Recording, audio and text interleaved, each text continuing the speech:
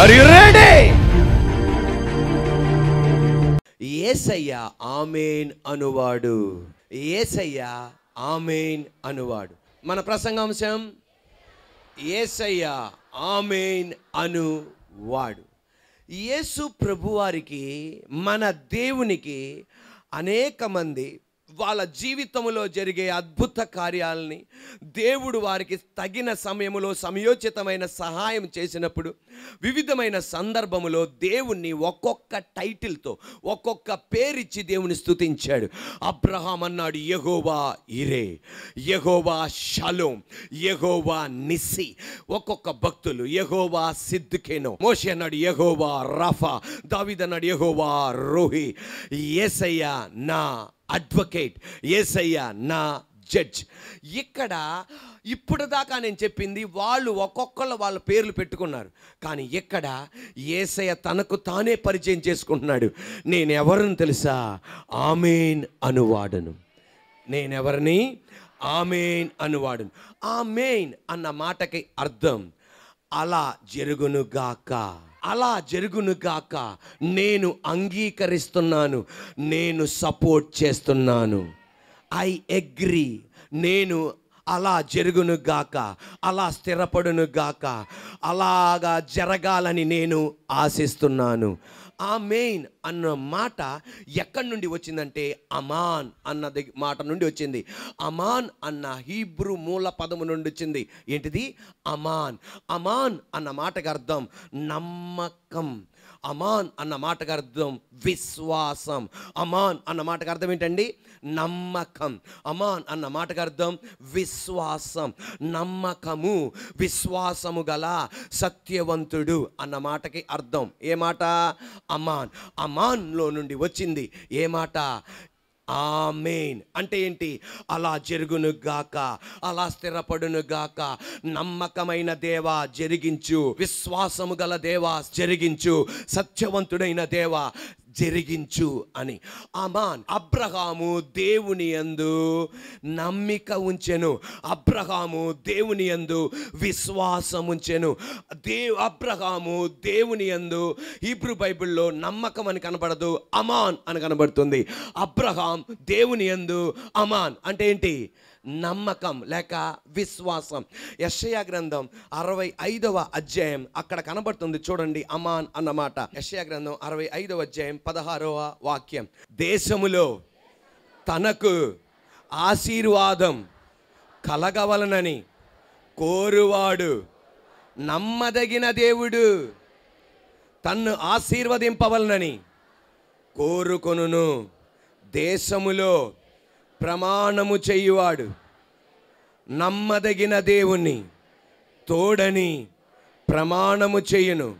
పూర్వము కలిగిన బాధలు నా దృష్టికి మరువబడును, అవి నా దృష్టికి మరుగవ్వును. ఇప్పుడు చూడండి అక్కడ ఒక మాట కనబడుద్ది. ఏంటిది? నమ్మదగిన దేవుడు. అక్కడ నమ్మదగిన అన్న దగ్గర ఏం కనబడుతుంది హీబ్రూ బైబిల్లో? అమాన్. అమాన్ దేవుడు, అమాన్ అని కనబడుతుంది. ఇప్పుడు చూడండి, దేశములో తనకు ఆశీర్వాదము కలగవలనని కోరువాడు అమాన్ దేవుడు. అంటే ఏంటి? నమ్మదగిన దేవుడు తన్ను ఆశీర్వదింపవలనని కోరుకొనును. దేశములో ప్రమాణము చెయ్యువాడు అమాన్. అమాన్ దేవుని తోడని, నమ్మదగిన దేవుని తోడని ప్రమాణము చేయును. పూర్వము కలిగిన బాధలు నా దృష్టికి మరువబడును, అవి నా దృష్టికి మరుగవును. అమాన్ అన్న మాటల నుండి ఏమొచ్చింది? ఏమేన్ అని వచ్చింది, ఆమేన్ అని వచ్చింది. అమాన్ అన్న మాటల నుండి ఆమేన్ అని వచ్చింది. ఆమేన్ అన్నదానికి యేసుప్రభు అన్నాడు నేనెవరిని? ఆమేన్ అనువాడు. 1 అమాన్, 2 ఆమేన్, 3 ఆమేన్ అనువాడు. ఆమేన్ అనువాడు అన్న మాటకు అర్థం నువ్వు ఎప్పుడైతే ఆమేన్ అంటావో ఆ వాగ్దానాలు జరిగేటట్టు చేయగలిగిన దేవుణ్ణి, అది నీ ఇంట్లో సంభవించేటట్టు చేయగలిగిన దేవుణ్ణి, అది నువ్వు అనుభవించేటట్టు నేను చేయగలిగిన దేవుణ్ణి. 1 అమాన్ అంటే నమ్మదగిన వాడు, విశ్వాసం కలిగిన వాడు, సత్యవంతుడు. ఆమేన్ అంటే అలా జరుగును గాక, స్థిరమవును గాక. నేను అలా జరగాలని ఆశిస్తున్నా. ఆమేన్ అని వాడంటే అలా జరిగించగలిగిన దేవుడు, అలా స్థిరపరచగలిగిన దేవుడు, అలా జరగడానికి అవకాశం ఇప్పించే దేవుడు. నా ద్వారా అది జరిగేటట్టు నేను చేస్తా. ఈరోజు కూడా సమాజ మందిరములో, సినగోగులో యూదులు, రబ్బీలు విద్యార్థులకు ఏమని బోధిస్తారంటే, అలాగే సబ్బతు దినమున ఏమని బోధిస్తారంటే, ప్రతిరోజు దేవుడు దీవెన వర్షాలు కురిపిస్తాడు. ప్రతిరోజు దేవుడు ఏం కురిపిస్తాడు? దీవెన వర్షాలు కురిపిస్తాడు.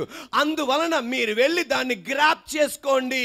గ్రాప్ అనే మాటకు అర్థం వేగంగా వెళ్ళి ఇంకొకటి పట్టుకునే ముందల వెళ్ళి పట్టుకోండి. అది ఎలా పట్టుకోవాలి? వర్షం వస్తే బకెట్తో పట్టుకుంటాం, ట్యాంకుతో పట్టుకుంటాం, మగ్గుతో పట్టుకుంటాం, బాటిల్తో పట్టుకుంటాం. కానీ దీవెన వర్షాన్ని ఆమేన్ అని నువ్వు గ్రాప్ చేసుకోండి. దేవుడు నిన్ను ఆస్వాదించును గాక, దేవుడు నీకు గర్భఫలం ఇచ్చును గాక, దేవుడు నిన్ను ఉన్నతుడిగా ఉంచును గాక, దేవుడు నీకు ఆనందం కలుగజేయును గాక. అబ్బా, ప్రైజ్ ది లార్డ్. గ్రాప్ చేసుకోవాలి. నీకు మంచి రోజులు కలుగును గాక, మంచి రోజులు ఎక్కువగా ఉండును గాక, చెడ్డ రోజు ఒక్క రోజుగా ఉండును గాక. ఇప్పుడు కూడా దేవుడు ఆ వర్షాన్ని కురిపిస్తున్నాడు. ఇంకొకటి తర్వాత నువ్వు వెళ్ళి గ్రాప్ చేసేసుకో దాన్ని. ఎలా? ఆమేనుతో. చెడు రోజులు ఒక్క రోజుగా ఉండును గాక, మంచి రోజులు చాలాగా ఉండును గాక, ఘనత కలిగిన రోజులు ఎక్కువగా ఉండును గాక, ఘనత లేని రోజు ఒక గంటగా ఉండును గాక, ఆరోగ్యం రోజులు నీ జీవితకాలం అంతా ఉండును గాక. ఏమండి, ఇది వాక్యం ఆధారం అయితేనే మీరు నమ్మాలి, లేకపోతే నమ్మక్కర్లా. 1 పేతురు రాసిన పత్రిక 3వ అధ్యాయం 9-10 వాక్యాలు. ఆశీర్వాదమునకు వారసులగుటకు మీరు పిలువబడి తిరిగనక కీడుకు ప్రతి కీడును, దూషణకు ప్రతి దూషణైనను చెయ్యక దీవించుడి. జీవమును ప్రేమించి మంచి దినములు, దినమా లేకపోతే దినములువా? గట్టి చెప్పండి. అంటే దేవుడు ఆశించేది ఒక్క రోజా, దినములా? ఇప్పుడు అంటే మంచి రోజులు ఒక్క రోజా? మంచి రోజులు, మంచి మంచి రోజులు. ఎఫెసీ రాసిన పత్రిక 1వ అధ్యాయం 13వ వాక్యం. మీరు సత్యవాక్యమును అనగా మీ రక్షణ సువార్తను విని క్రీస్తునందు విశ్వాసముంచి వాగ్దానము చేయబడిన ఆత్మచేత ముద్రింపబడితిరి. దేవుని మహిమ కీర్తి కలుగుటకై ఆయనను సంపాదించి కొనిన ప్రజలు విమోచనము కలుగు నిమిత్తం ఈ ఆత్మ మనకు సంచకరువుగా, స్వాస్యమునకు సంచకరువుగా ఉన్నాడు. ఈ హేతువు చేత, గట్టిగా ఈ హేతువు చేత, కమాన్ గట్టిగా, ఈ హేతువు చేత ఆపద్దినమందు, బైబిల్లో కనబడుతుంది ఏ మాట? ఆపద్దినమందు. ఇంగ్లీష్ బైబిల్లో చెప్తుంది ఈవిల్ డే. గట్టిగా ఏం డే? Evil day. ఒకటి గుడ్ డేస్, ఇంకొకటి ఈవిల్ డే. అంటే ఆపద్దినమందు, చెడు దినం. అంటే దేవుడు ఆశించేది మనకు మంచి రోజులు ఎక్కువగా ఉండాలి, చెడు రోజులు చాలా తక్కువగా ఉండాలి. అంటే దానికి అర్థం ఏంటంటే మంచి రోజులు చాలా లాంగ్ స్పాన్లో ఉండాలి, చెడు రోజు చాలా షార్ట్గా ఉండాలి. ఈ రోజున నువ్వు అనుభవించే ఏ చెడైనా సంవత్సరాల తరబడి ఉండకూడదు, అది కొద్దిగా రోజుల్లోనే ఉండాలి. నువ్వు అనుభవించే మేలు యుగ యుగాలు ఉండాలి, బిడ్డల బిడ్డల తరాలు ఉండాలి. నువ్వు అనుభవించే రోగం మరణ పర్యంతం వరకు నిన్ను పట్టి పీడించకూడదు, అది కొన్ని రోజులే నీతో ఉండాలి. స్వస్థత పరిచే దేవుడు యుగ యుగాలు నీకు ఆరోగ్యం ఇవ్వాలి, నువ్వు బతికిన రోజులు ఆరోగ్యం ఇవ్వాలి. యేసు నామములో జరుగును గాక. ద్వితీయోపదేశ కాండములో 27 అధ్యాయములో ఒకటి కనబడుతుంది. ద్వితీయోపదేశ కాండములో 28 అధ్యాయములో ఒకటి కనబడుతుంది. ద్వితీయోపదేశ కాండం 27 అధ్యాయములో శాపాలు కనబడతాయి. ద్వితీయోపదేశ కాండం 28 అధ్యాయములో ఆశీర్వాదాలు కనబడతాయి. ద్వితీయోపదేశ కాండం 27 అధ్యాయములో శాపాలు కనబడతాయి. ద్వితీయోపదేశ కాండం 28 అధ్యాయములో ఆశీర్వాదాలు కనబడతాయి. ఈ రెండిట్లో ఒక చిన్న తేడా ఉంది. ఇప్పటిదాకా యేసయ్య కృపలో తీసుకొచ్చా, ఆ తేడా ఏంటో మీరు చెప్పాలి. Are you ready? ద్వితీయోపదేశ కాండం 27 అధ్యాయం 15 నుండి. Are you ready? 27 అధ్యాయాలు అన్నీ ఏంటిది? శాపం. 28 అధ్యాయంలో ఆశీర్వాదాలు. ఈ రెండిట్లో ఒక చిన్న తేడా ఉంది, అది మీరు గమనించాలి. Are you ready? అప్పుడు లేవీయులు యెహోవాకు హేయముగా శిల్ప చేతులతో మలిచిన విగ్రహమే కానీ పోత విగ్రహమనే కానీ చేసి చాటున నుంచువాడు శాపగ్రస్తుడని ఎలుగెత్తి ఇశ్రాయేలీయులు అందరితోనూ చెప్పగా ఏమనాలి? ఆమేన్ అనాలి. అంటే లేవీయులు ఒక్కొక్క శాపం చెప్తుండగా అందరు జనాలు ఏమనాలా? ఆమేన్ అనాలా. అలాగా 16 వాక్యంలో అనాలా, 17 వాక్యాలు అనాలా. అలా మీరు చూడండి, చివరిలో కనబడుతుంది. 18లో ఆమేన్ కనబడుతుంది, 19లో ఆమేన్, 20 అలాగ అన్ని వాక్యాలు 26 దాకా 15 నుండి ప్రతి శాపానికి ఆమేన్, ప్రతి శాపానికి ఆమేన్, ప్రతి శాపానికి ఆమేన్ కనబడుతుంటుంది. ఇప్పుడు 28వ అధ్యాయం రండి. Are you ready? 28వ అధ్యాయం 28వ అధ్యాయం 2 నుండి. నీ దేవుడైన యెహోవా మాట వినిన ఎడల ఈ దీవెనలన్నీయు నీ మీదకి వచ్చి నీకు ప్రాప్తించును. నీవు పట్టణములో దీవింపబడదు, పొలములో దీవింపబడదు. నీ గర్భఫలం, నీ భూఫలం, నీ పశువుల మందలు, నీ దుక్కిటెద్దులు, నీ గొర్రె మేకల మందలు దీవింపబడును. నీ గంపయు పిండి పిసుకు నీ తొట్టియు దీవింపబడును. నీవు లోపలికి వచ్చినప్పుడు దీవింపబడుదువు, వెలుపలకు వెళ్ళినప్పుడు దీవింపబడుదువు.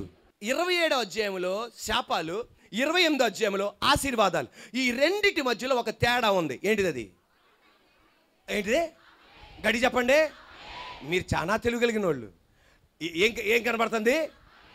27వ అధ్యాయంలో ప్రతి శాపానికి ఏం కనబడుతుంది? కానీ 28వ అధ్యాయంలో ప్రతి ఆశీర్వాదానికి ఏం కనబడట్లా? అసలు దేనికి ఆమేన్ కనబడాలా? ఆశీర్వాదానికి ఆమేన్ కనబడాలా, దీనికి ఏం కనబడకూడదు? ఆమేన్ కనబడట్లా. ఎందుకని? ఒకటి తేడా. అవిధేయత చూపెడితే శాపాలు వస్తాయి, అందువలన ఏమనాలి? ఆమేన్ అనాలి. కానీ ఇక్కడ విధేయత చూపెడితేనే ఏమొస్తుంది? అందువలన వీళ్ళు ఏమనలేకపోతున్నారు? ఆమేన్ అనలేకపోతున్నారు.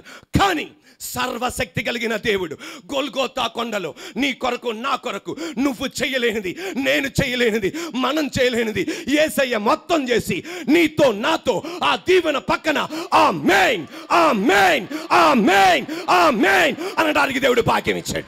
అంటే ఈ దీవెనలన్నీ మన పరిశుద్ధత వలన కాదు వచ్చేది. ఆమేన్ అనండి. మన సామర్థ్యం వల్ల కాదు వచ్చేది, మన శక్తి వల్ల కాదు వచ్చేది. సిలువలో మరణించి, ఆమేనండి, సిలువలో మరణించి 3వ రోజు తిరిగి లేచిన యేసయ్య వలన మనం ఇక్కడ ఆమేన్ అనబోతున్నా.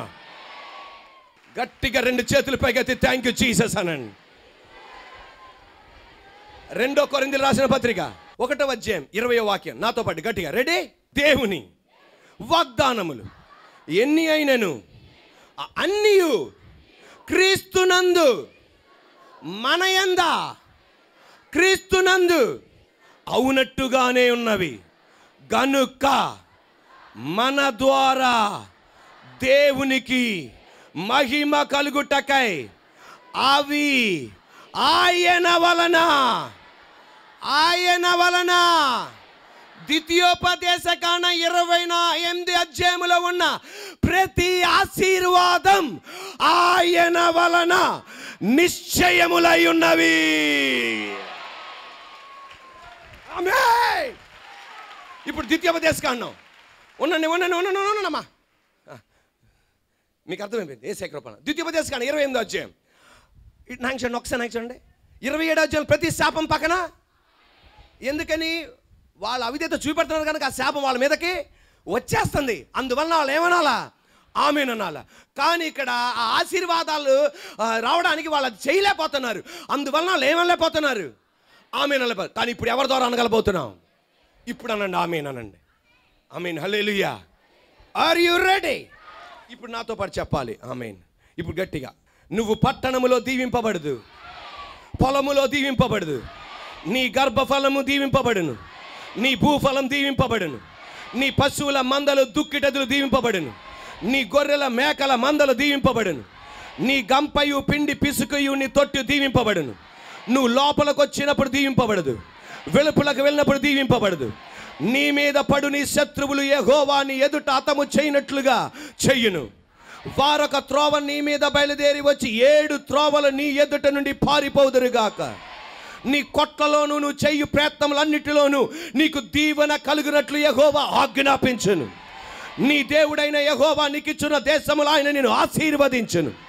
నేను నిన్ను తలగా చేస్తాను గాని తోకగా చెయ్యను, పైనున్నవాడిగా చేస్తాను గాని కిందున్నవాడిగా చెయ్యను.